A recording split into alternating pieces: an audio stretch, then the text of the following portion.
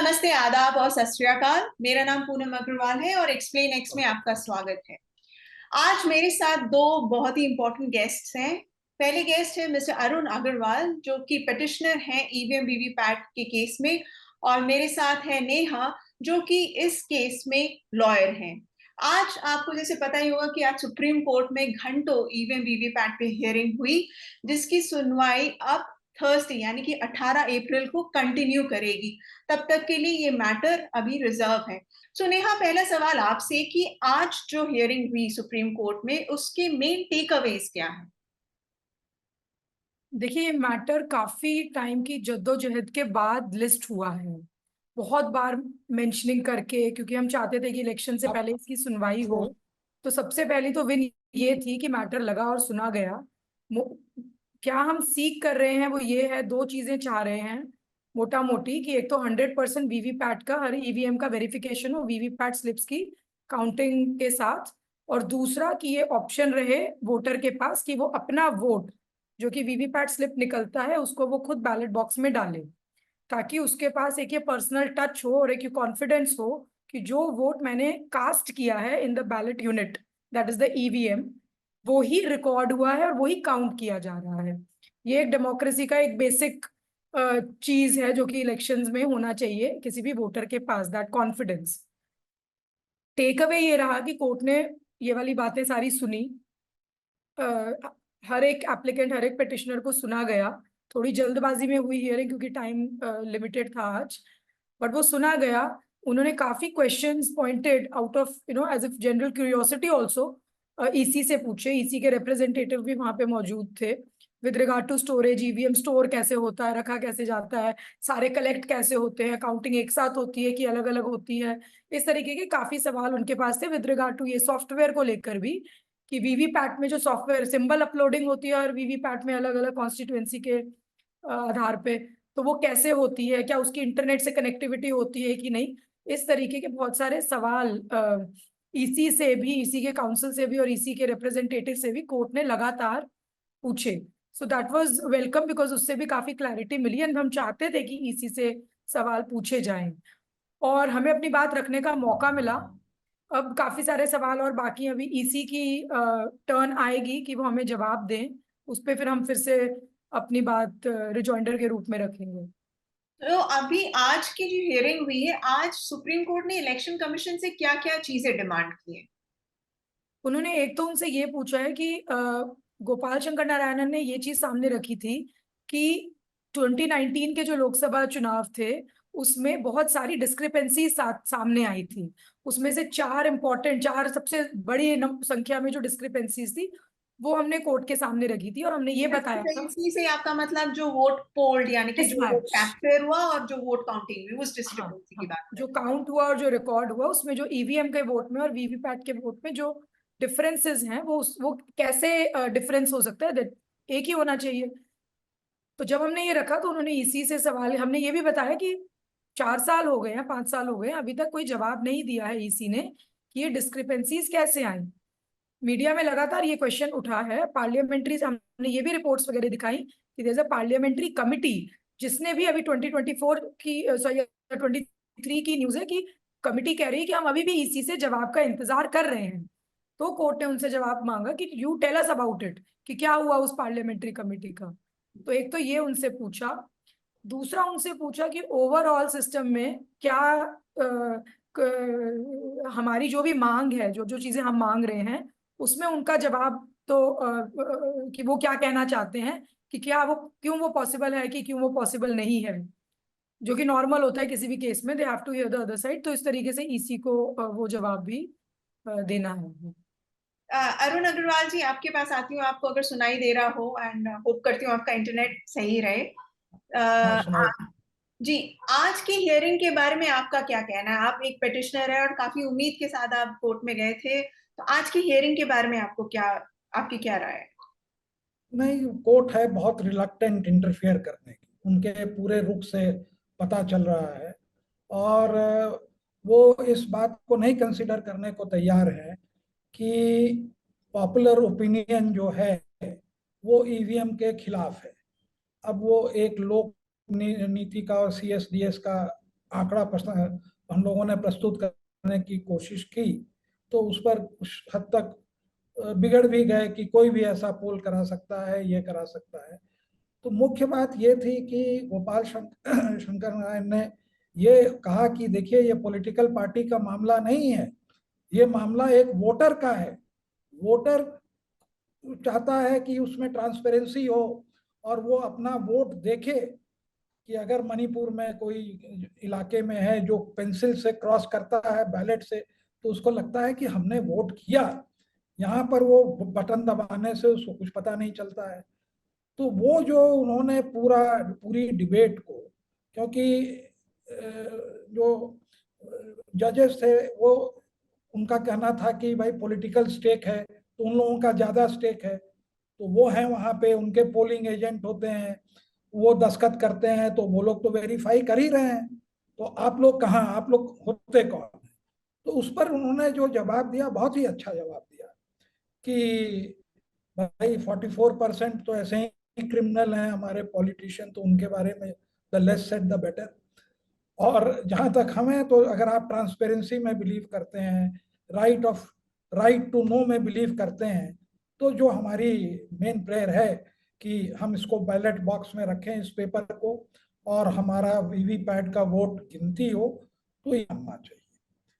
तो मुख्य रूप से उन्होंने एक ये चीज कहा, और बहुत और लोग जब तक आए तो एक चीज और बहुत अहम उन्होंने, जज ने कहा कि जहां तक मैन्युपुलेशन का सवाल है, प्रशांत भूषण जी ने ये मुद्दा उठाया कि ईवीएम वीवीपैट को मैन्युपुलेट किया जा सकता है अगर कोई चाहे तो इस बात को जज ने भी माना कि हाँ, ह्यूमन इंटरवेंशन, यानी कि कोई अगर इंटेंशनली उसको मैन्युपुलेट करे तो कर सकता है, आखिरकार ये भी मशीन है।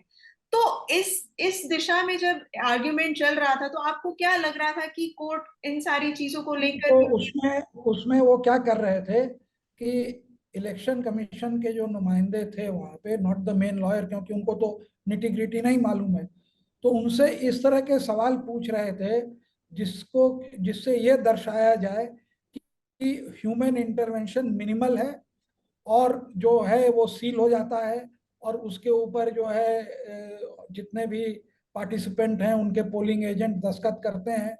तो ही उनकी ये थी, उनका प्रयास था ये दिखाने के लिए कि ये मशीन है तो गड़बड़ नहीं होगी अगर मशीन को छोड़ दिया जाए, और अगर इसमें इंटरवेंशन होगा तो ह्यूमन एलिमेंट नहीं है, तो इंटरवेंशन नहीं हो रहा है।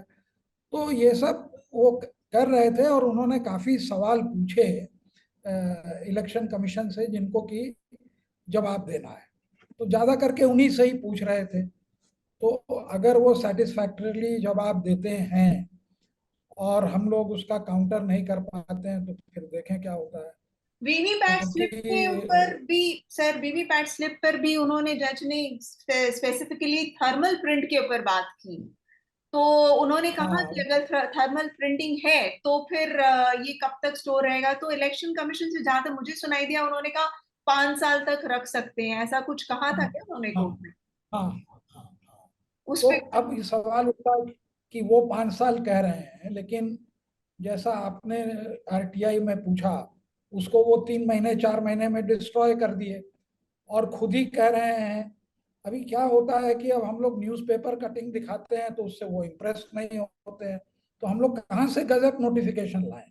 अगर हम कहते हैं कि उनको हुड पहनाया गया कि जो है लाइट नहीं आवे, ये न्यूज़पेपर की रिपोर्टिंग है कि हुड इसलिए पहनाया गया कि लाइट ज्यादा नहीं आए। आरटीआई है वो कर दें, अब वो कहते हैं कि नहीं 5 साल। तो अब तो यही करना पड़ेगा ना कि तुम्हारे पास 2019 की कोई ऐसी स्लिप है जो तुमने 5 साल रखी और अभी तक फेड नहीं करी। अब ये पॉइंट इतने एकदम सही कह रहे हैं आप। 5 साल इतनी पुरानी बारीकी में स्लिप ला के जाएंगे कि दिखाए नहीं। हो। हाँ, बिल्कुल सही कह रहे हैं आप। तो हाँ, आप लेकिन वो तो बोलिए। डिस्ट्रॉय कर दी तो गई ये है। सब है। हाँ, तो आप वो नेहा जी से पूछिए, क्योंकि नेहा जी जो है वो ज्यादा लिएजॉन कर रही थी गोपाल शंकर से, और हम थोड़े पीछे में थे, तो वो जो है वो जो प्रोसीडिंग्स हुई तो बड़ा क्लोजली क्लोजली फॉलो, क्योंकि हो क्या रहा था कि जब भी हमारे वकील फ्लो में आते थे तो वो तुरंत चले जाते थे इलेक्शन कमीशन के पास, है ना? तो फिर वो उनका भी फ्लो थोड़ा बिगड़ जाता था। लेकिन जो है तर्क वगैरह जो है, कुछ ऐसे ऐसे तर्क थे कि एक वकील थे, उन्होंने काटजू साहब का नाम लिया जो कि कॉन्स्टिट्यूएंट असेंबली में थे, और उनको डेमोक्रेसी के बारे में क्या कहना था कि हर छोटे आदमी को ये फील करना चाहिए कि is participating in it.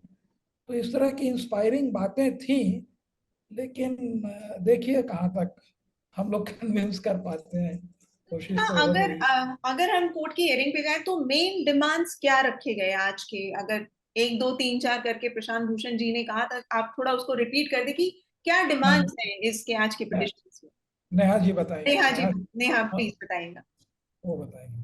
Prashant Bhushan ji ने प्रेयर से थोड़ा बियॉन्ड बोला था। उन्होंने ये भी कहा कि इट इज पॉसिबल कि बिल्कुल बैलेट सिस्टम पे हम दोबारा चले जाएं, जैसे कि काफी वेस्टर्न कंट्रीज जा चुकी हैं। उतना भी ना हो सके तो एटलीस्ट ये किया जाए कि बैलेट जो ये आता है वीवीपैट स्लिप, जो वोटर है वो एक बैलेट बॉक्स में वो अपने हाथ से खुद डाले। तीसरा ये जरूरी है कि वो जो डार्क किया गया है that should remain transparent and voter should be able to see not only for that 7 seconds and cut and drop, वो देख पाए कि वो कट हो रहा है और ड्रॉप हो रहा है। So these are the kind of demands. हालांकि इस पे ज्यादा इम्प्रेस नहीं थे जज साहब, क्योंकि उनका व्यू था कि ये तो मतलब वापस से बैलेट सिस्टम में जाने को होगा, और कि 60s वगैरह में जो प्रॉब्लम्स आती थी बूथ कैप्चरिंग वगैरह, तो इस तरीके की प्रॉब्लम्स फिर से आ सकती हैं। तो हमारी डिमांड दो मेन पॉइंट्स में ही है, यही कि 100% वोटर वेरिफिकेशन। और क्योंकि इतने सारे क्वेश्चंस जनता के मन में हैं about VVPAT also and EVM system also, तो साथ ही में पेपर बैलेट अगर कोई आदमी खुद डिपॉजिट कर पाए इन द बॉक्स और फिर उसकी पूरी 100% काउंटिंग हो, so that will secure a lot of voter confidence in the entire system.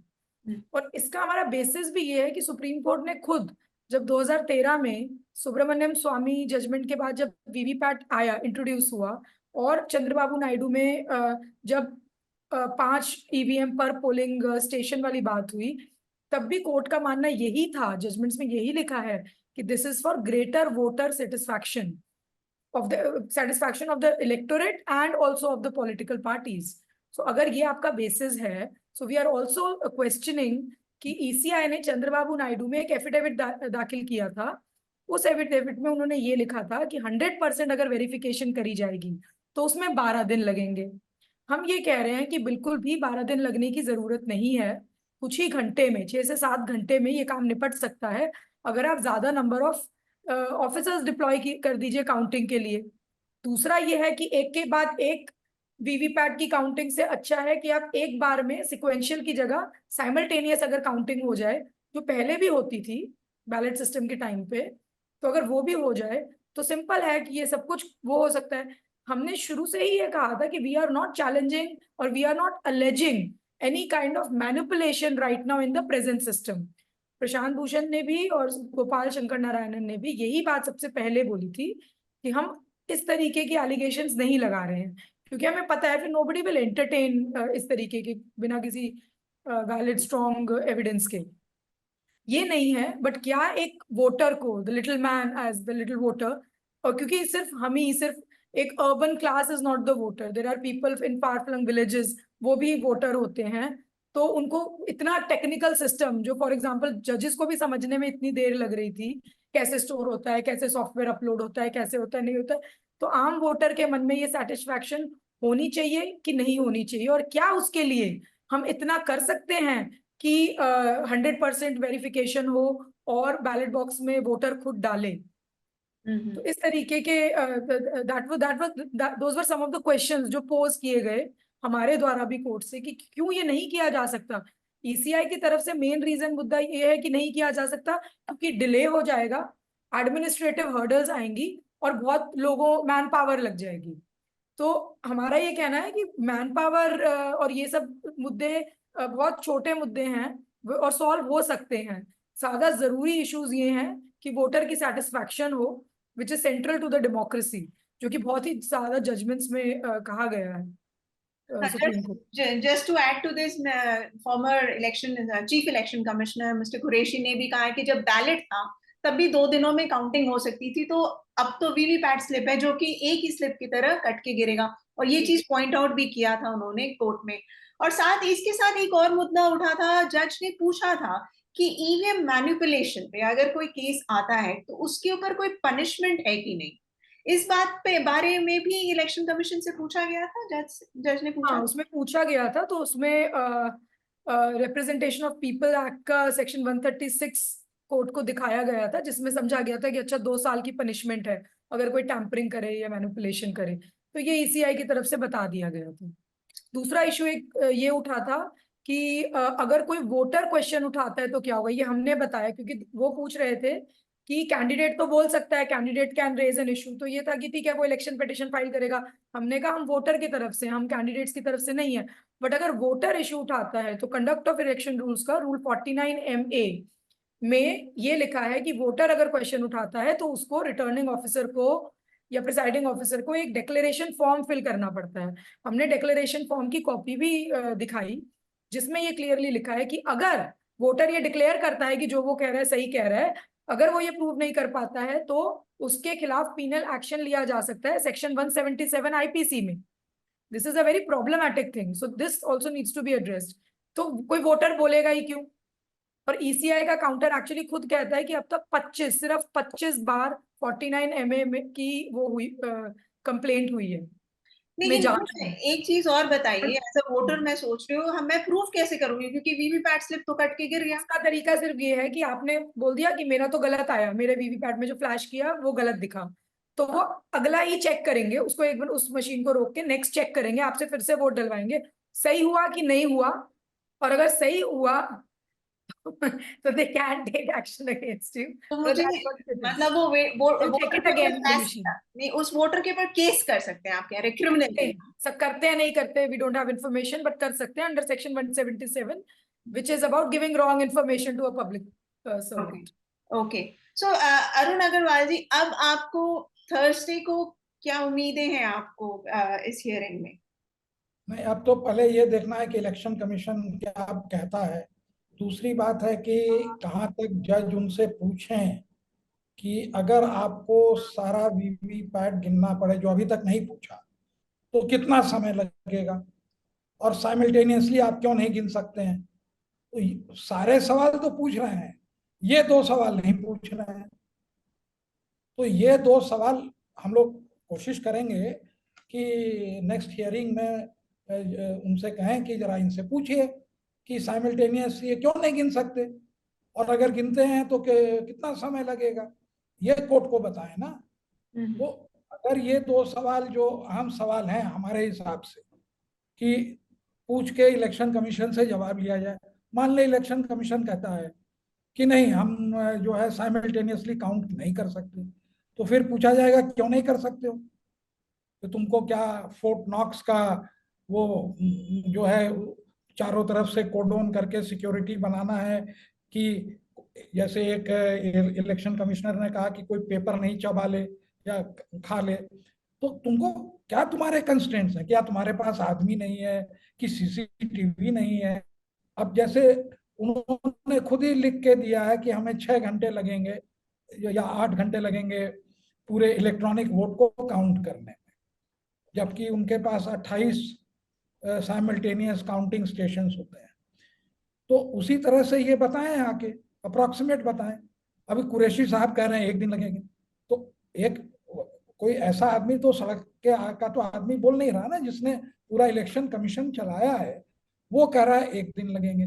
तो अगर 1 दिन लगेंगे और उससे अगर हमारा right to know and right to vote and right to be counted, कि आज अगर हम फिजिकली वो वोट को उठा के उसमें डालते हैं और कल उसको ये कहा जाता है देखो ये वोट जो तुमने डाला यही वोट गिना गया, ये नहीं कि ये कोई बटन दबाया और बटन से इधर उधर से तुमने वो हुआ, तो उससे लोगों को, स्पेशली जो लोग इलिटरेट हैं, गांव वाले हैं, जिनको ये सब नहीं समझ में आता, उनको जो है इस व्यवस्था में ज्यादा विश्वास होगा और निष्ठा बढ़ेगी, जिससे कि हर आदमी की ये होगी।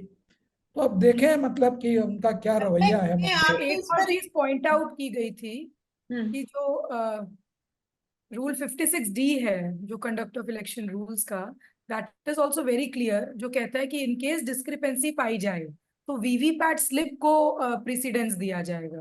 तो जब इवेंचुअली वीवी को, लॉ भी यही कहता है कि वीवीपैट स्लिप को प्रेफरेंस दिया जाएगा, जहाँ पे कैंडिडेट जांच की मांग करता है और जांच की जाती है और पता चलता है कि देयर इज अ डिस्क्रिपेंसी, तो हम भी तो मतलब वही मांग रहे हैं कि वीवीपैट स्लिप को ही प्रेफरेंस दीजिए, उसको काउंट कर लीजिए।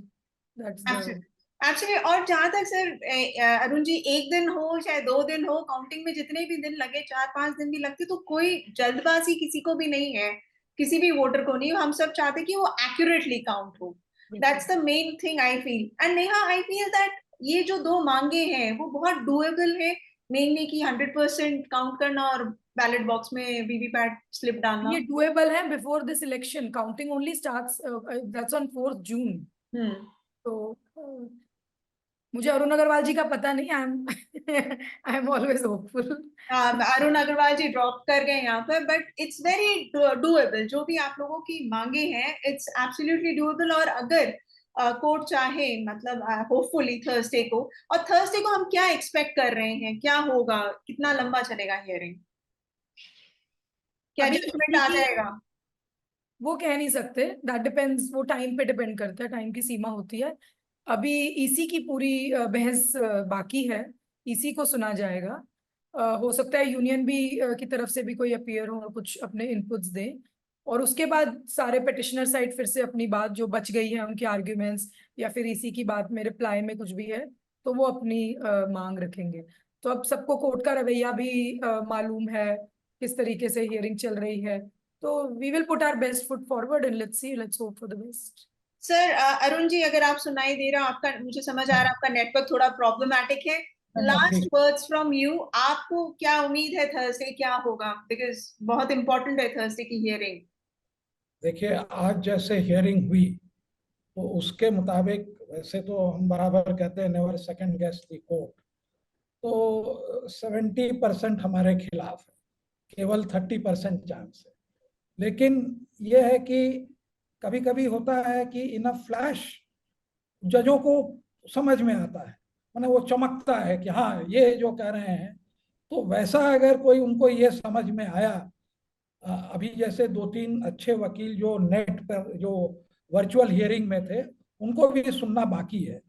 तो कभी ऐसी कोई बात कोई कह देता है कि वो जज को लग जाती है। ऐसे हमें याद है कि ये एग्जाम्पल दे रहे हैं कि तमिलनाडु में इलेक्शन होना था और जो जयललिता के 2 फैक्शन वाले थे वो लड़ रहे थे, तो एक को सिंबल मिला था, दूसरे को नहीं मिला। तो बहुत बार कपिल सिब्बल भी थे और सिंघवी साहब थे, वो गोगोई साहब नहीं मान रहे थे।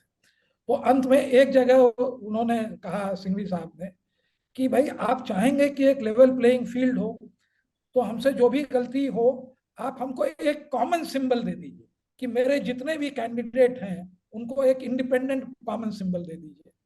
अब 3 बार फाइल फेंकने के बाद गोगोई साहब को ये बात समझ में आई और फिर इलेक्शन कमीशन से पूछा और उनको एक कॉमन सिंबल अलॉट हुआ, जिसके कारण दोनों के वोट बट गए और सारी सीटें डीएमके को मिल गई। तो ऐसा भी कभी कभी होता है कोर्ट में, तो यू नेवर।